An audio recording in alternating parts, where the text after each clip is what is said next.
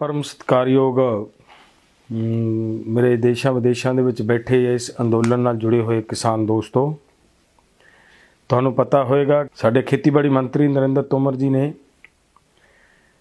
ਰਾਜ ਸਭਾ ਦੇ ਵਿੱਚ ਸੈਸ਼ਨ ਦੇ ਦੌਰਾਨ ਕਾਨੂੰਨਾਂ ਦੇ ਬਾਰੇ ਦੇ ਵਿੱਚ ਗੱਲਬਾਤ ਕਰਦਿਆਂ ਇੱਕ ਗੱਲ ਕਹੀ ਹੈ ਕਿ ਕਿਸਾਨ ਦੱਸਣ ਕਿ ਕਾਨੂੰਨ ਦੇ ਵਿੱਚ ਕਾਲਾ ਕੀ ਹੈ। एक उन्होंने ये गल कही है कि किसानों को विजन कोई नहीं, दस नहीं सकेगे कि कानून गलत किवें ने। और जिहड़ी ये दोनों गल्लां दा मैं जवाब देना चाहना, स्पष्ट करना चाहुंदे असीं कि सब तो पहली गल तो यह है, इन्होंने ये गल कही है कि किसान बहस नहीं कर सके। किसान इस मुद्दे के उत्ते सरकार बहस करना चाहती है। तो मैं स्पष्ट कर दिया कि किसानों ने जिस वेले मीटिंगां दे विच बहस की है तो सब तो पहला ये गल उठती रही है कि ये कानून सब तो पहला तो यह है कि गैर संविधानक ने। संविधान अनुसार ये कानून सेंटर गवर्नमेंट बना ही नहीं सकती, क्योंकि सेंटर गवर्नमेंट ने ये कानून 7वें शेड्यूल की 33वीं एंट्री दे विच जाके कंकरेंट लिस्ट दे विच जाके ये कानून बनाए ने। और उत्थे जाके कानून बना की सकती है सरकार ते की नहीं बना सकती, उन्होंने स्पष्ट करना जरूरी बनता है। साडे कॉन्स्टिट्यूशन दे विच लिखिया है कि सरकार जे कानून बना सकती है तो स्टफ फूड ते बना सकती है। हुण इत्थे सवाल है, दो गल्लां है कि स्टफ फूड ते बना सकती है और ट्रेड लई बना सकती है, व्यापार लई बना सकती है। हुण इत्थे कानून चक के बने किस गल दे उत्ते है? कानून बने ने फूड ग्रेन ते मार्केटिंग ते, जिहड़े कि ये बना नहीं सकती, ये स्टफ फूड ते ट्रेड ते बना सकती है। किसान स्टफ फूड नहीं पैदा करता, किसान केवल फूड ग्रेन पैदा करता है और नाल ये ट्रेड नहीं करता, किसान केवल मार्केटिंग करता है। इस करके ना तो मार्केटिंग के उत्ते सरकार कानून बना सकती है तो ना ही फूड ग्रेन ते कानून बना सकती है। और ये जो बार बार तर्क आती रही है, ये ते बहस करते सी जदों, ते साडे मानयोग मंत्री जी एक गल दे विच कह के निकल जाते सी कि देखो जी, जे तुहानूं लगदा है भी ये कानून संविधान के अनुसार गलत ने तो तुसीं सुप्रीम कोर्ट चले जाओ, फिर अंदोलन करन दा की मतलब है।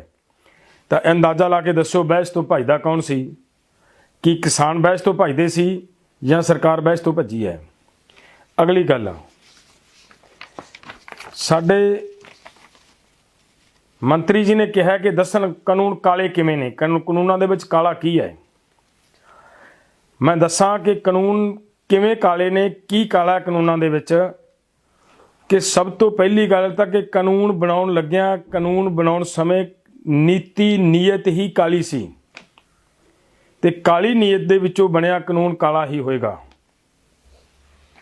क्यों? क्योंकि एक ऐसे सिस्टम दे राही ये कानून बनाए गए ने कि मंडी सिस्टम नूं बर्बाद करन दा एक प्रोसैस है इस पूरे कानून दे विच। इस कानून दे विच ये कहा है कि सरकारी मंडी दे बराबर प्राइवेट मंडी होएगी, ते जिहड़ी वो प्राइवेट मंडी होएगी, उस प्राइवेट मंडी दे विचों जिहड़ा व्यापारी माल खरीदेगा उहनूं टैक्स नहीं लगणगे। हुण सवाल इत्थे है कि वेखण वाले वास्ते, आम बंदे वास्ते हुंदा भी की फर्क पैंदा है।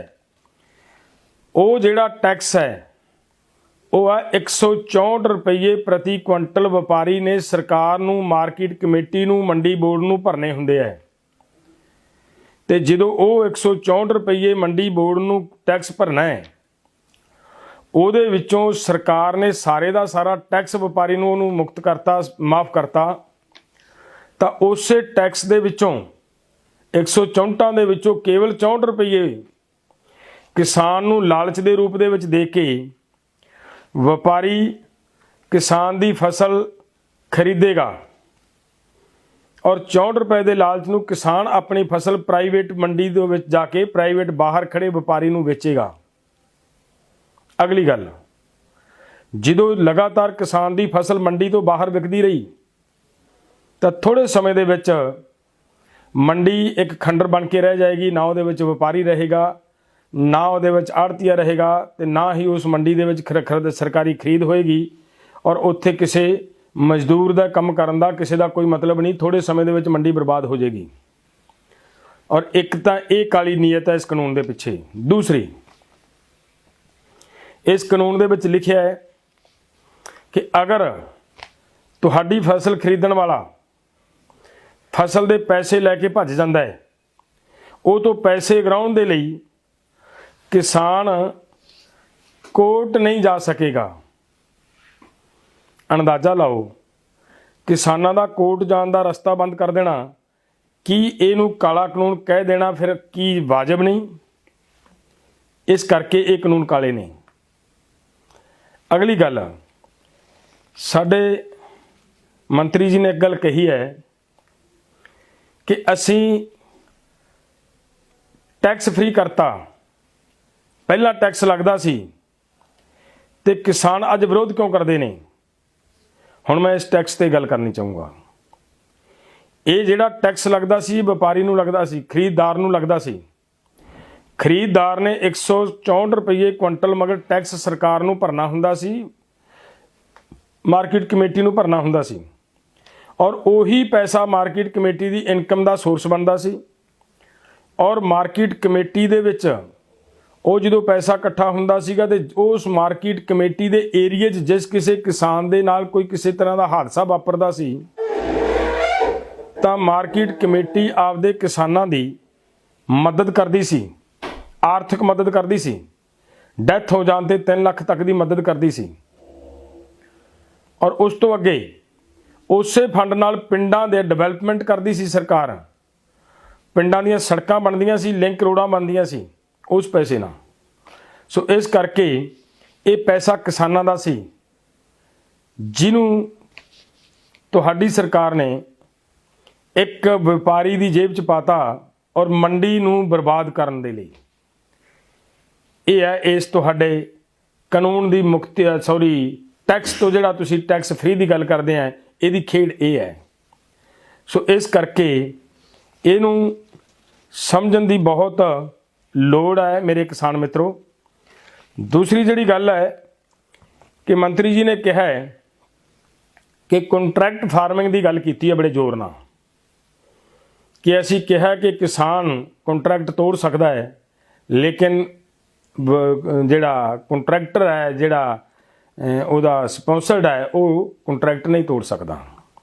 ਠੀਕ ਹੈ, ਪਰ ਮੈਂ ਇੱਕ ਗੱਲ ਪੁੱਛਣੀ ਚਾਹਣਾ, ਇਹ ਜਿਹੜਾ ਕੰਟਰੈਕਟ ਫਾਰਮਿੰਗ ਦੀ ਗੱਲ ਕੀਤੀ ਹੈ, ਇਹਦੇ ਵਿੱਚ ਵੀ ਇਹ ਗੱਲ ਕਹੀ ਗਈ ਹੈ ਕਿ ਅਗਰ ਕੰਟਰੈਕਟਰ ਕਿਸਾਨ ਦੇ ਪੈਸੇ ਲੈ ਕੇ ਭੱਜ ਜਾਂਦਾ ਹੈ, ਠੇਕੇਦਾਰ ਕਿਸਾਨ ਦੀ ਫਸਲ ਲੈ ਕੇ ਭੱਜ ਜਾਂਦਾ, ਉਹਦੇ ਪੈਸੇ ਨਹੀਂ ਦਿੰਦਾ, ਤਾਂ ਉਹ ਕਿਸਾਨ ਕੋਰਟ ਨਹੀਂ ਜਾ ਸਕਦਾ। ਜਿਹਦੀ ਮਿਸਾਲ ਬਹੁਤ ਸਾਰੀਆਂ ਮੀਟਿੰਗਾਂ ਦੇ ਵਿੱਚ ਅਸੀਂ ਦੇ ਚੁੱਕੇ ਹਾਂ। ਮਾਨਯੋਗ ਨਰਿੰਦਰ ਤੋਮਰ ਜੀ ਦੀ ਸਟੇਟ ਪੈਂਦੀ ਹੈ ਮੱਧ ਪ੍ਰਦੇਸ਼। ਮੱਧ ਪ੍ਰਦੇਸ਼ ਦੀਆਂ ਮੀਟਿੰਗਾਂ ਦੇ ਦੌਰਾਨ ਅਸੀਂ 2-3 ਖਬਰਾਂ ਦਿਖਾਈਆਂ ਸੀਗੀਆਂ ਮੰਤਰੀ ਜੀ ਨੂੰ।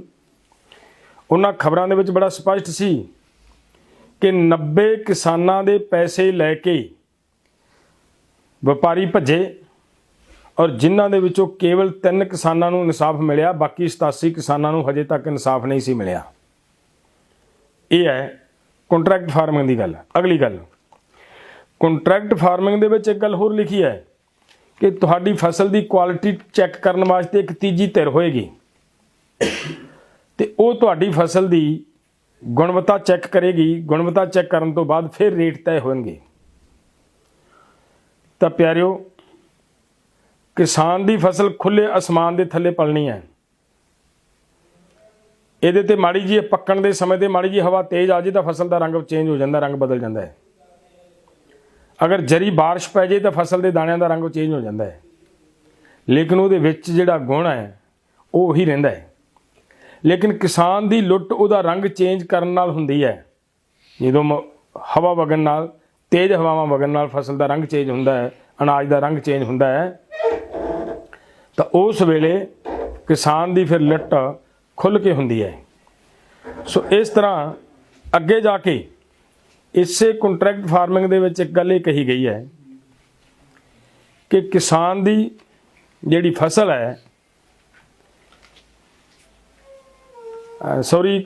ਕੰਟਰੈਕਟ ਫਾਰਮਿੰਗ ਦੇ ਵਿੱਚ ਅੱਗੇ ਜਾ ਕੇ ਇੱਕ ਗੱਲ ਇਹ ਕਹੀ ਗਈ ਹੈ ਕਿ ਕੰਟਰੈਕਟਰ ਹੈ ਜਿਹੜਾ, ਉਹਨੇ ਕੰਟਰੈਕਟ ਕਰਨਾ ਹੈ, ਜ਼ਮੀਨ ਦੇ ਉੱਤੇ ਕੋਈ ਬਿਲਡਿੰਗ ਖੜੀ ਕਰਨੀ ਹੈ, ਕੋਈ ਕੰਸਟਰਕਸ਼ਨ ਕਰਨੀ ਹੈ, ਔਰ ਉਸ ਕੰਸਟਰਕਸ਼ਨ ਦੇ ਅਗੇਂਸਟ, ਉਸ ਕੰਸਟਰਕਸ਼ਨ ਦੇ ਉੱਤੇ, ਉਸ ਬਿਲਡਿੰਗ ਦੇ ਉੱਤੇ ਉਹ ਕ੍ਰੈਡਿਟ ਲੈ ਸਕਦਾ ਕਿਸੇ ਕੰਪਨੀ ਤੋਂ, ਕਿਸੇ ਬੈਂਕ ਤੋਂ, ਕਿਸੇ ਸਰਕਾਰੀ ਅਦਾਰੇ ਤੋਂ। ਇਹ ਕਿਹਾ ਹੈ। ਅਗਰ ਉਹ ਲੋਨ ਲੈ ਲਿਆ ਉਹਨੇ ਤੇ ਉਹ ਲੋਨ ਨਹੀਂ ਮੋੜਿਆ ਤਾਂ ਕਿਸਾਨ ਦੀ ਜ਼ਮੀਨ ਫਸੀ ਪਈ ਹੈ ਉਹ 'ਚ। ਇੱਕ ਇਹਦੇ 'ਚ ਬੜੀ ਵਧੀਆ, ਬੜੀ ਚਲਾਕੀ ਵਾਲੀ ਗੱਲ ਲਿਖੀ ਹੈ ਕੰਟਰੈਕਟ ਫਾਰਮਿੰਗ ਦੇ ਵਿੱਚ ਕਿ ਅਗਰ ਸ਼ਰਤ ਲਿਖੀ ਹੈ ਪਹਿਲਾਂ ਤਾਂ ਇਹ ਕਿ ਕੰਟਰੈਕਟਰ ਨੇ ਤੁਹਾਡੀ ਜ਼ਮੀਨ ਨੂੰ ਉਸੇ ਹਾਲਤ ਦੇ ਵਿੱਚ ਕਰਕੇ ਦੇਣਾ ਜਿਸ ਹਾਲਤ ਦੇ ਵਿੱਚ ਲਿਆ ਸੀ, ਪਰ ਜੇ ਨਹੀਂ ਕਰਕੇ ਜਾਂਦਾ ਤਾਂ ਉਹਨੂੰ ਕੋਈ ਗੱਲ ਨਹੀਂ, ਜਿਵੇਂ ਵੀ ਉਹ ਛੱਡ ਗਿਆ, ਜੋ ਉਹਦੇ ਉੱਤੇ ਕੰਸਟਰਕਸ਼ਨ ਕੀਤੀ ਹੈ ਉਹ ਉਸ ਤੋਂ ਬਾਅਦ ਕਿਸਾਨ ਦੀ ਹੋ ਜਾਏਗੀ। ਹੁਣ ਇੱਥੇ ਸਵਾਲ ਇਹ ਹੈ ਕਿ ਕਿਸੇ ਨੇ ਆ ਕੇ ਤੁਹਾਡੀ ਬਿਲਡਿੰਗ, ਤੁਹਾਡੀ ਜ਼ਮੀਨ ਦੇ ਉੱਤੇ ਬਿਲਡਿੰਗ ਖੜੀ ਕਰ ਲਈ, 30 ਸਾਲ 40 ਸਾਲ ਦਾ ਕੰਟਰੈਕਟ ਕੀਤਾ ਹੈ, 40 ਸਾਲ ਦੇ ਵਿੱਚ ਬਿਲਡਿੰਗ ਖੰਡਰ ਹੋ ਗਈ, ਖੰਡਰ ਹੋਈ ਬਿਲਡਿੰਗ ਜਿਉਂਦੀ ਤਿਉਂ ਛੱਡ ਕੇ ਤੁਰ ਗਿਆ ਤੇ ਉਹਦੇ ਉੱਤੇ 20 ਕਰੋੜ ਦਾ ਕਰਜ਼ਾ ਛੱਡ ਕੇ ਤੁਰ ਗਿਆ, ਤਾਂ ਉਹ ਇਹ ਕਹਿ ਦਊਗੀ ਸਰਕਾਰ ਕਿ ਕਾਨੂੰਨ ਦੇ ਅਨੁਸਾਰ ਤੁਹਾਡੀ ਜੀ ਇਹ ਬਿਲਡਿੰਗ ਤੁਹਾਡੀ ਹੋ ਗਈ। ਸੋ ਇਸ ਕਰਕੇ ਇਹਨਾਂ ਸਾਰੇ ਨੁਕਤਿਆਂ ਦੇ ਉੱਤੇ, ਇੱਕ ਇੱਕ ਨੁਕਤੇ ਦੇ ਉੱਤੇ ਬਹਿਸ ਹੋ ਚੁੱਕੀ ਆ। ਹੋਰ ਵੀ ਬਹੁਤ ਸਾਰੀਆਂ ਗੱਲਾਂ ਨੇ ਜਿਨ੍ਹਾਂ ਦੇ ਉੱਤੇ ਬਹਿਸ ਹੋ ਚੁੱਕੀ ਹੈ, ਲੇਕਿਨ ਸਰਕਾਰ ਜਿਹੜੀ ਕਹਿੰਦੀ ਹੈ ਕਿ ਕਿਸਾਨਾਂ ਨੇ ਬਹਿਸ ਨਹੀਂ ਕੀਤੀ, ਕਿਸਾਨਾਂ ਨੂੰ ਬਹਿਸ ਨਹੀਂ ਕਰਨੀ ਆਉਂਦੀ, ਇਹਨਾਂ ਹੀ ਗੱਲਾਂ ਦੇ ਉੱਤੇ, ਇਹਨਾਂ ਹੀ ਨੁਕਤਿਆਂ ਤੇ ਸਾਡੇ ਮਾਨਯੋਗ ਖੇਤੀਬਾੜੀ ਮੰਤਰੀ ਜੀ ਨੇ ਟਿਕ ਕਰਦੇ ਰਹੇ ਨੇ ਵੀ ਠੀਕ ਹੈ, ਇਹਨੂੰ ਠੀਕ ਕਰ ਦਿਆਂਗੇ। ਮੈਂ ਬੇਨਤੀ ਕਰਾਂ ਕਿ ਜੇਕਰ ਇਹਦੇ ਵਿੱਚ ਕਮੀਆਂ ਨਹੀਂ ਸੀ, ਇਹਦੇ 'ਚ ਗਲਤੀਆਂ ਨਹੀਂ ਸੀ, ਤਾਂ ਫਿਰ ਸੋਧਾਂ ਕਿਸ ਗਲਤੀਆਂ ਕਰ ਰਹੀ ਹੈ ਸਰਕਾਰ। ਸੋ ਸਾਡੀ ਬੇਨਤੀ ਹੈ ਸਰਕਾਰ ਨੂੰ ਕਿ ਕਰਨਾ ਹੈ, ਨਹੀਂ ਕਰਨਾ ਹੈ, ਤੁਸੀਂ ਸਰਕਾਰ ਹੋ, ਤੁਹਾਡੀ ਪਾਵਰ ਹੈ, ਤੁਸੀਂ ਜਿਵੇਂ ਮਰਜ਼ੀ ਕਰ ਸਕਦੇ ਹੋ ਲੋਕਾਂ ਦੇ ਨਾਲ, ਲੇਕਿਨ ਝੂਠ ਬੋਲਣਾ ਸਿਆਣਪ ਨਹੀਂ। ਐਡੇ ਐਡੇ ਅਹੁਦਿਆਂ 'ਤੇ, ਐਡੇ ਐਡੇ ਪਦਵੀਆਂ 'ਤੇ ਬੈਠੇ ਵਿਅਕਤੀ ਅਗਰ ਝੂਠ ਬੋਲਣ ਲੱਗਣ ਤਾਂ ਫਿਰ ਦੇਸ਼ ਦਾ ਕੀ ਬਣੇਗਾ। ਸੋ ਮੈਂ ਜਿਹੜੀ ਇੰਨੀ ਗੱਲ ਮੇਰੇ ਅੱਜ ਪ੍ਰਧਾਨ ਮੰਤਰੀ ਆਪਣਾ ਨਰਿੰਦਰ ਤੋਮਰ ਜੀ ਸਾਡੇ ਐਗਰੀਕਲਚਰ ਮਿਨਿਸਟਰ ਨੇ ਜੋ ਬੋਲੀ ਹੈ, ਉਹਨਾਂ ਦੇ ਮੈਂ ਭਾਸ਼ਣ ਦਾ ਜਵਾਬ ਦੇਣਾ ਚਾਹੁੰਦਾ ਸੀ। ਉਹ ਇਹ ਜਵਾਬ ਹੈ ਮੇਰੇ ਕਿਸਾਨ ਮਿੱਤਰੋ। ਵਾਹਿਗੁਰੂ ਜੀ ਕਾ ਖਾਲਸਾ, ਵਾਹਿਗੁਰੂ ਜੀ ਕੀ ਫਤਿਹ।